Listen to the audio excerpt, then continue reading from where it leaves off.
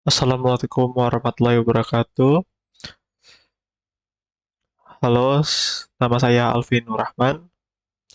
Pada kesempatan kali ini saya akan mempresentasikan mengenai perancangan dan pengelolaan desain thumbnail di Siropo House Production. Latar belakang. Saat pertama kali kita membuka YouTube, langkah pertama yang kita lakukan adalah mencari video yang ingin ditonton. Nah, sebelum mengetahui apa isi videonya, perhatian kita sebagai pengguna akan tertuju pada gambar kecil yang disebut thumbnail, seperti ya di gambar berikut. Nah, apa sih thumbnail itu? Thumbnail adalah elemen visual pertama yang dilihat dan berfungsi sebagai representasi konten. Thumbnail yang menarik akan langsung memikat perhatian penonton. Jadi representasi itu kalau kita udah ngelihat thumbnail yang seperti ini, itu akan menggambarkan apa yang ada di video tersebut. Nah, menurut penelitian yang diterbitkan oleh Tubular Insight, video dengan thumbnail khusus yang menarik dapat meningkatkan rasio klik tayangan atau click-through rate CTR sampai 64%. Selain itu, data dari YouTube Creator Academy menunjukkan bahwa 90% dari video yang paling banyak ditonton menggunakan thumbnail yang dirancang secara profesional. Apa maksudnya? Maksudnya adalah orang kebanyakan orang menonton video itu adalah yang memiliki thumbnail dirancang secara profesional, artinya sudah diniatkan,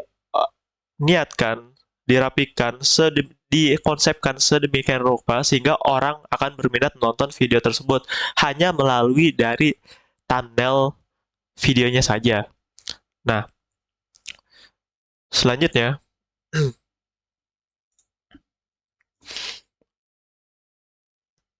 dalam konteks industri kreatif, desain thumbnail yang berkualitas tinggi tidak hanya berfungsi sebagai daya tarik visual, tetapi juga menjadi bagian penting dari identitas merek kreator, konten kreator.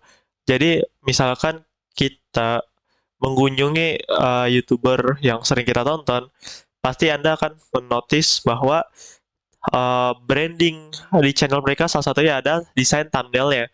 Bagaimana mereka membrandingnya, mengemasnya, sehingga orang akan langsung tertarik, oh ini tuh thumbnail buatan YouTuber ini nih, kita langsung paham. Karena itu di situ letak branding uniknya, branding merek mereka itu di situ, salah satunya.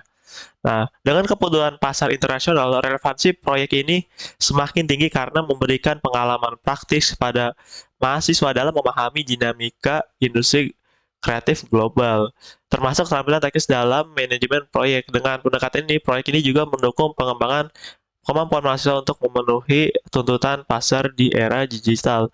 Yang dimaksudkan ini adalah posisi saya ada sebagai project lead manager yang dimana saya membuat thumbnail untuk beberapa YouTuber internasional di luar Indonesia. Nah, untuk khusus thumbnail yang saya buat adalah thumbnail yang diperuntukkan untuk audiens anak-anak. Pada pasar di platform digital, khususnya YouTube, itu memiliki pertumbuhan yang sangat pesat. Menurut laporan dari Common Sense Media, anak-anak rata-rata menghabiskan waktu lebih dari 2 jam sehari untuk menonton konten digital. Sebagian besar dari YouTube, konten yang berfokus pada anak-anak dengan visual kartun yang menarik seperti uh, dengan thumbnailnya saja sudah menarik anak-anak. Nah, dari situ kita sebagai freelancer host Siropo Production melihat potensi di situ. Target utama audiensnya adalah anak-anak. Nah, permasalahan pun muncul. Bagaimana menciptakan desain thumbnail yang menarik perhatian di tengah persaingan konten yang semakin ketat di platform seperti di YouTube. Nah, lalu bagaimana memastikan bahwa uh, desain thumbnail yang dihasilkan tidak hanya menarik tapi juga relevan dengan konten video yang dibagikan. Bagaimana meningkatkan efisiensi alur kerja desain mulai dari tahap sketsa hingga revisi akhir tanpa mengorbankan kualitas di hasil akhir. Lalu bagaimana umpan balik dari para klien? Nah, untuk tujuan proyek ini adalah membuat desain thumbnail yang berkualitas tinggi yang memenuhi ekspektasi kebutuhan klien. Lalu yang kedua, mengembangkan alur kerja yang efektif untuk proses pembuatan thumbnail. Lalu memberikan pelatihan dan panduan bagi karyawan untuk meningkatkan keterampilan desain mereka. Untuk batasan masalah di sini ada 4 batasan masalah, yaitu lingkup desain. Lingkup desain, proyek ini hanya mencakup pembuatan thumbnail dengan gaya ilustrasi kartun, terkhususnya untuk konten Roblox. Nah, apa itu Roblox? Roblox adalah platform game di mana gamesnya itu banyak dimainkan oleh anak-anak. Dan tentunya, selain yang bermain anak-anak, yang penonton di YouTube-nya itu, konten creator yang kebanyakan ditonton oleh anak-anak juga. Nah, untuk tools yang digunakan yaitu software, kami menggunakan aplikasi Clip Studio Paint dan Adobe Photoshop. Untuk perangkat, kami mempunyai beberapa, yaitu laptop yang menggunakan Windows 10 dan satu tab yang memiliki stylus atau pulpen ya. Dan ada satu lagi requirement, yaitu minimal layar yang digunakan itu memiliki 95% akurat sRGB, yang dimana kalau di bawah itu warnanya sudah pasti tidak akurat. Untuk cakupan proses produksi, proses dilakukan melalui tahap pembuatan sketsa, lining pewarnaan, dan finalisasi desain. Tahap revisi dan pengelolaan umpan balik dari klien juga dilakukan, tetapi cakupan pembahasan proyek ini tidak termasuk pembuatan strategi pemasaran dan atau pengelolaan konten video secara keseluruhan. Jadi yang kita handle itu hanya pembuatan thumbnailnya saja. Nah, informasi mitra MBKM. Siropo House Production adalah sebuah usaha kreatif yang dijalankan oleh saya bersama kakak saya sejak tahun 2020. Kami memulai perjalanan sebagai freelance di platform-platform internasional seperti Fiverr, Upwork, Behance, dan Vegan. Fokus utama kami adalah menyediakan jasa desain kreatif termasuk pembuatan thumbnail kartun, animasi, GIF, dan video motion graphic. Namun saat ini kami lebih memusatkan perhatian pada pembuatan thumbnail, khususnya thumbnail kartun bertema Roblox yang memiliki peminatan tinggi di pasar internasional. Ini adalah anggota tim Siropo, terdiri dari 4 orang anggota. Di sini ada Ferry Hidayat sebagai founder dari Siropo Studio, di mana desk job Ferry Hidayat adalah research market, mencari klien, dan melihat peluang lain yang akan bisa kita buat jasanya. Nah, untuk saya sendiri, Alvin Rahmat, sebagai project leader, di mana saya berkomunikasi dengan klien, memahami apa yang mereka minta, lalu membuat konsep, sketsa, dan merevisi hasil pekerjaan para desainer, lalu dikirim ke klien. Itu adalah job yang saya handle. Lalu di sini ada Hawa Mutmainah, seorang desainer. Dia tugasnya adalah menerima sketsa yang saya buat, lalu dia akan membuat outline sesuai dengan sketsa yang sudah saya berikan. Sama juga dengan Aziza Nurlaila, seorang desainer. Nah, proses kerja di Siropo House Production, tahap kerjanya yaitu pertama saya mengidentifikasi dulu permintaan klien, diskusi kebutuhan desain seperti apa yang mereka inginkan, bertanya seperti apa saja kebutuhannya, deadline-nya kapan, dan mengenai harga, kita juga berdiskusi di sana. Lalu setelah menyepakati hal tersebut, saya langsung lanjut ke tahap pembuatan sketsa. Di sini berdasarkan konsep yang diberikan, saya membuat sketsa. Lalu yang selanjutnya itu proses desain. Untuk proses desain, pewarnaan, membuat outline akan diserahkan kepada Hawa dan Liza. Dan setelah mereka selesai, lanjut ke tahap revisi dan penyelesaian, yaitu saya merevisi hasil dari mereka untuk menyesuaikan dengan standar yang biasa kita gunakan. Lalu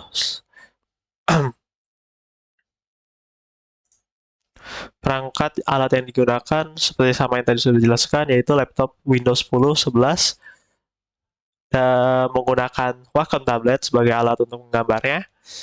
Untuk salah satu karyawan Halwa, dia memakai Xiaomi Pad 6. Yang tadi saya bilang, di sini ada akurasi warna 95% sRGB. Untuk software yang digunakan utamanya itu Clips the Paint, dan untuk finishing akhir biasanya saya menggunakan Adobe Photoshop. Nah, untuk strategi pengelolaan proyek, jam kerja dimulai dari jam 9 sampai jam 17.30. Revisi dibagi menjadi sesi pagi dan malam. Untuk monitoring, setiap kali sudah selesai di satu setiap kali para desainer sudah selesai di satu thumbnail, saya akan langsung merevisinya dan mereview. Lalu untuk manajemen klien, kita menggunakan Discord, dan pembayaran kami menggunakan PayPal antar klien. Untuk kendala dan solusi kendala, yaitu salah satunya adalah perbedaan zona waktu, perbedaan perangkat desain, dan permintaan mendadak di luar jam kerja. Untuk solusinya, kami melakukan penjadwalan prioritas tugas, yaitu kita akan men-sorting dulu terlebih dahulu mana orderan yang paling dekat dengan thumbnail untuk menjaga-jaga jika nanti ada lagi orderan yang masuk. Nah, untuk revisi akhir untuk menyamakan gaya, di sini kita kan sebenarnya dari orang yang berbeda ya. Setelah para desainer membuat desain, itu harus saya revisi lagi karena setiap orang tuh pandangannya beda-beda mengenai pendapat desain. Yang pada desainer kerjakan itu adalah menurut standar yang saya tentukan. Namun ada beberapa aspek yang kadang belum terlalu kuat, jadi masih harus saya yang uh, finalisasi sampai akhir. Dan untuk berkomunikasi kami menggunakan Discord. Nah, untuk hasil proyek, dalam sehari kami bisa menghasilkan 4 thumbnail per hari.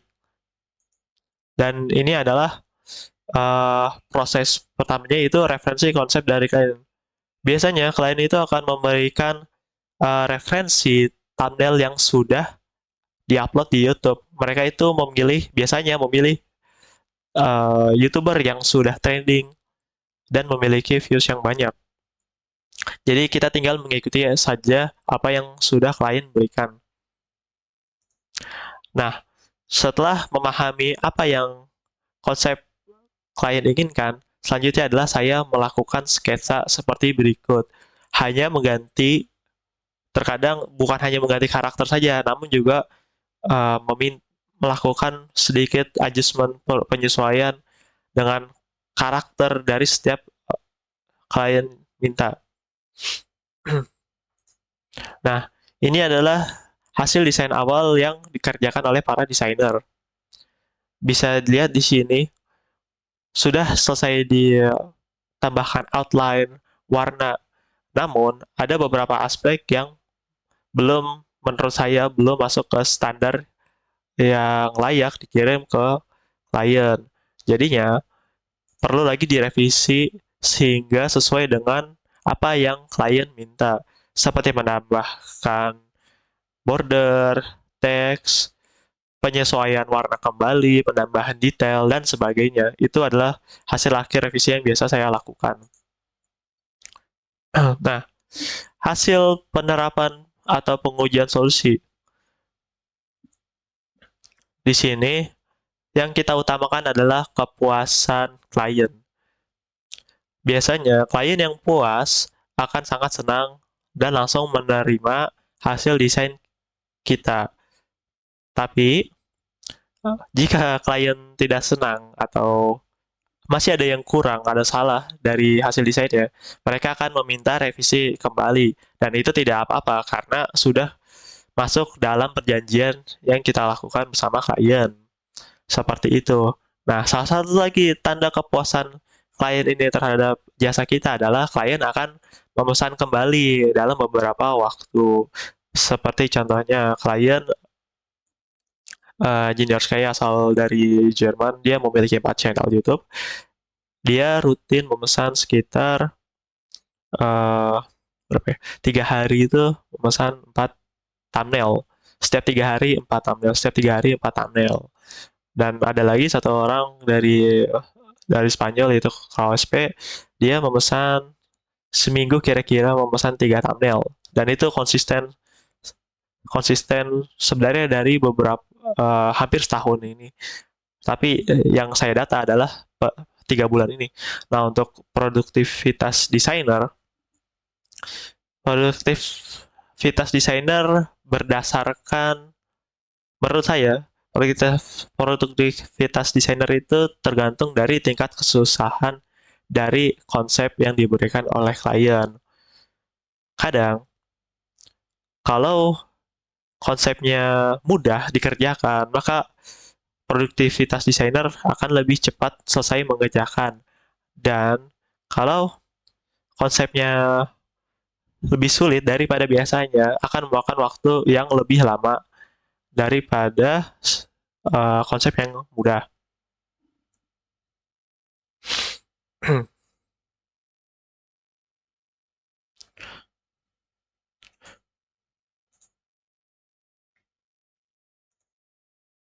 Nah, untuk retrospeksi pelaksanaan proyek,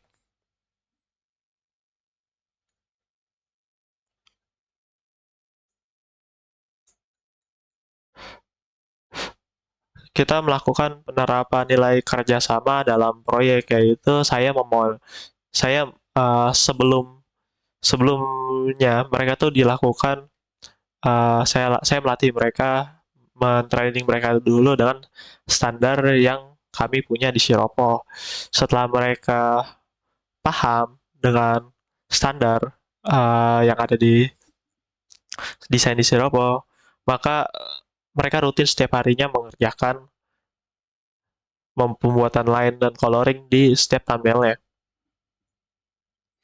Itu adalah penerapan nilai kerja dalam proyek ini.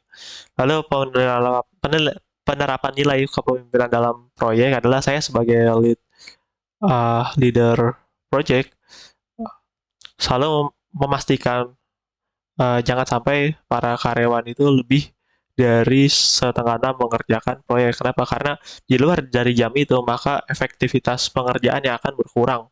Dan hasilnya bahkan kadang memiliki kualitas yang di bawah biasanya. Jadi saya hanya memastikan untuk satu hari itu hanya dua thumbnail saja. Dan memastikan untuk bahwa mereka tuh paham dengan konsep sketsa yang saya berikan. Nah, untuk kesimpulan dan saran, uh, kesimpulan dan saran ini, kegiatan MBKM ini memberikan pengalaman nyata dalam mengelola proyek kreatif di bidang desain thumbnail kartun, khususnya untuk klien internasional. Dengan menerapkan nilai kerjasama dan kemudian saya mampu mengkoordinasi tim secara efektif, menyelesaikan pesanan klien sesuai jadwal, dan memastikan kualitas desain yang dihasilkan memenuhi standar yang diharapkan. Lalu, untuk kesimpulannya, untuk saran, yaitu untuk kegiatan MBKM yang akan datang, sebaiknya mahasiswa diberikan kesempatan untuk mengeksplorasi berbagai bidang industri yang sesuai dengan keahlian mereka. Ini akan membuka wawasan mereka mengenai kemampuan beradaptasi di lingkungan kerja yang berbeda, serta memperkaya keterampilan yang lebih beragam. Penting juga untuk memperkuat bimbingan dari pihak penyelenggara, baik dari dosen pembimbing maupun mentor di tempat magang, agar mahasiswa memiliki arahan yang jelas tentang tujuan kegiatan ini. Itu saja presentasi dari saya. Terima kasih. Assalamualaikum warahmatullahi wabarakatuh.